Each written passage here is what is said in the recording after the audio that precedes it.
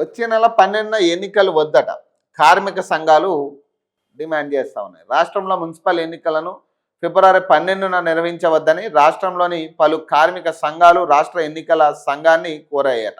4 labour కోడ్లకు వ్యతిరేకంగా విద్యుత్ సవరణ చట్టాన్ని ఉపసంహరించుకోవాలని, పాత ఉపాధి హామీ చట్టాన్ని పునరుద్ధరించాలని, జాతీయ విత్తన బిల్లును ఉపసంహరించుకోవాలని కోరుతూ వచ్చే నెల 12న దేశవ్యాప్తంగా కార్మికుల సార్వత్రిక సమ్మెకు పిలుపునిచ్చారు. కార్మిక సంఘాల నాయకులు తెలిపారు. ఫిబ్రవరి 12న ఎన్నికలు జరుగుతుంటాయని మీడియాలో ప్రచారాలు జరుగుతూ ఉన్నాయి.